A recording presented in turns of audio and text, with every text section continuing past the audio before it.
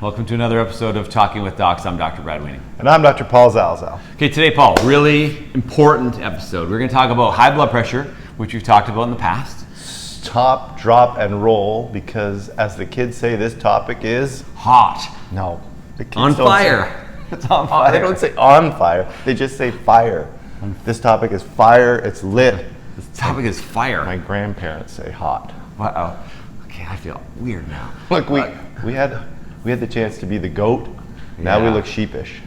Sheepish. So what we're going to tell you is, actually it's going to be a 2-video series. So the first video, we're going to talk about the 2 things that you can actually eat that have the highest chance of reducing your blood pressure, that have good scientific evidence for them.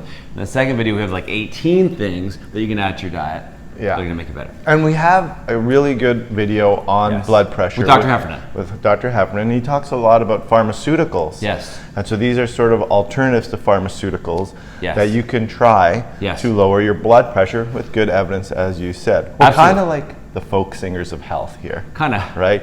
Me with my banjo of fun facts, and you with your tambourine of tasty pharmaceutical alternatives. Yes. One caveat is that you should always do this under the supervision of your doctor, because there are certain things that we would recommend that if you have certain medical conditions like kidney disease, maybe you should actually avoid them rather than start taking more of them, because they could cause problems. Specifically potassium. Good point. So why do we get high blood pressure? There's really 4 reasons that we get high blood pressure. It's our vessels are revolting a little bit against us. Hypertension or high blood pressure can occur for a variety of reasons. One is basically dysfunction of your arteries. They get hard, they get stiff. Right. Okay, and they don't have the same compliance, and therefore the pressure goes up as the flow goes through them. Agreed. Another one similar to that is that as we deposit plaque on the inside of our vessels, we've talked a lot about the cholesterol hypothesis and inflammation that leads to plaque formation. And as this reduces the amount of space inside of that vessel, it increases the pressure. Put your thumb on the end of the hose and see what happens, right? The water comes out faster.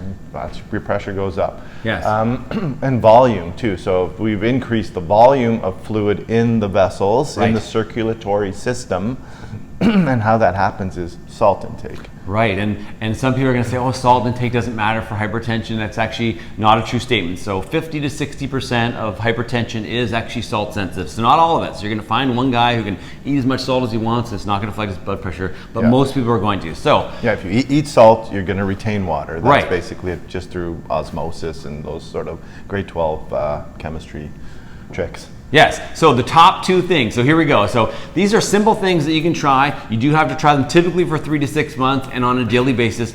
And it is worth a try, especially for someone who says, listen, I really don't want to take any pills, or maybe I don't have health care. Maybe I can't afford the pills, or maybe I live in a country where I don't have access to pills. So this is why we're trying to help. This is the purpose of our channel. So the number 1 is beetroot juice and beets. Bears, beets, Battlestar Galactica. Little Office reference for those of you who watch The Office. So the thing about beets is that I think people either love them or hate them, because some people say they taste like dirt. They have like a weird consistency. But when you look at a beet, you say, you know, when it looks dark red like that, usually things that have a lot of color like that are good for you. And this one is good for you because of the nitrates that are there and the effect that it has on endothelial relaxation and vasodilation. So if those vessels can relax the vessel itself, this reduces our pressure. And there's actually been a randomized control trial that showed if you drink 1 cup of beet juice every day, it actually can reduce your blood pressure by up to 10%.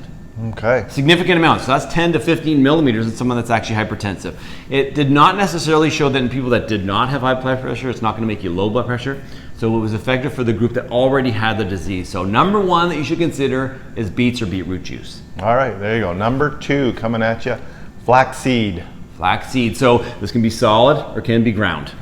Any way you like it, get that flaxseed in you to reduce your blood pressure if you're hypertensive. Right, so flaxseed is very high in omega-3s. And there's again a randomized controlled trial that showed that 3 tablespoons a day, so actually not a very large volume, every day beyond 12 weeks showed that similar decrease of about 10%. So a lot of people are like, how am I going to get my flaxseed in? So you can put it in a smoothie, you can put it on your cereal, you can put it on yogurt. There's lots of different ways, but this is actually from the journal Hypertension in 2013. Good evidence to show. So those are 2 simple things that are actually affordable that have shown to reduce your blood pressure. Get it in you.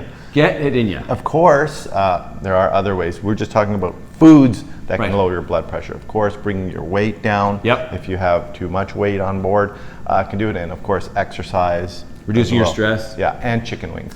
A healthy dose of chicken wings. So Paul, I actually did review the literature last night. Chicken wings? Not yet. With hot sauce? No, there is actually no evidence that chicken wings or hot sauce reduce your blood pressure. All right. Okay, so if you just remember, beetroot juice, flaxseed, worth a try. If you like this video, please like it, subscribe to our channel. And remember, you are in charge of your own health. We'll see you next time.